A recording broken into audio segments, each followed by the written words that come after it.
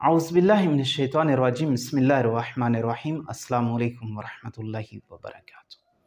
नमाज में ये गलती 85% लोग करते हैं, जिसकी वजह से उनकी नमाज बातिल हो जाती है।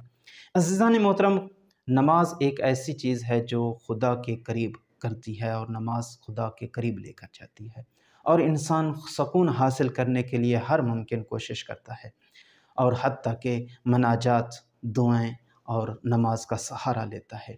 लेकिन अगर नमाज पढ़ने के बाद भी सुकून न मिले तो यकीनन जान लें कहीं ना कहीं उसकी नमाज में गलती है। तो अज़ीज़ान मोहतरम, उन गलतियों की तरफ आज मुतवज्जे करने लगे हैं कि जो बहुत सारी वजूहात में से एक बड़ी वजह ये होती है कि वो नमाज अहसन तरीके से अदा नहीं करता है और जिसकी वजह से उसकी नमाज बातिल हो जाती है। तो उन गलतियों की तरफ आज मुतवज्जे करने लगे हैं और वो गलतियां जो हम करते हैं उन गलतियों को दुरुस्त करने की कोशिश करने लगे हैं। अज़ीज़ान मोहतरम, अगर हमारा चैनल सब्सक्राइब नहीं किया है तो प्लीज़ हमारे चैनल को सब्सक्राइब कर लीजिए। जब आप सूरह अल-हम्द पढ़ रहे हैं या फिर कोई और सूरह पढ़ रहे हैं तो उस दौरान आपके लिए हुक्म शरई ये है कि अपने बदन को साकिन रखें। अगर आप अपने बदन को हरकत करते हैं, खारिश करते हैं, तो हुक्म ये है कि अपनी किरात को रोक लें, यानी जो ज़िक्र पढ़ रहे हैं उसको रोक लें, उसके बाद आप खारिश करें।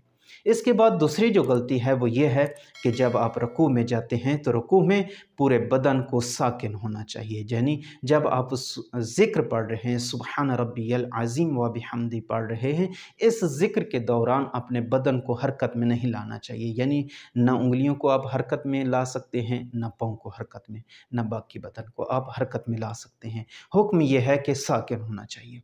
इसके बाद अज़ीज़ान मोहतरम, जब आप सजदे में जाते हैं तो सजदे में एक बात का ख्याल रखना ज़रूरी है। अगर इस बात का आप ख्याल नहीं रखते हैं तो आपकी नमाज बातिल हो जाएगी।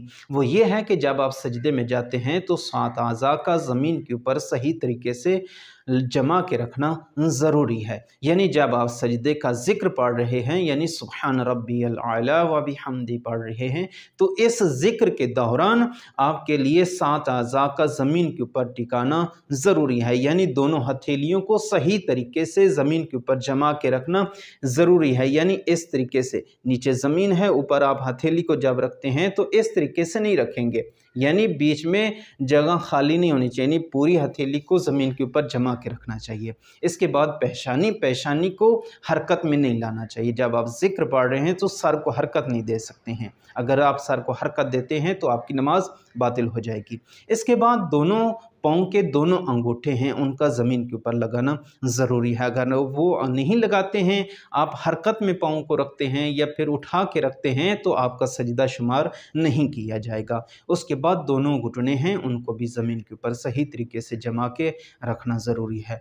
इसके अलावा अज़ीज़ान मोहतरम, अगर कोई सवाल हो तो वो कमेंट में कर सकते हैं, इंशाअल्लाह उसका तफसीली जवाब दिया जाएगा। वस्सलामु अलैकुम वरहमतुल्लाहि।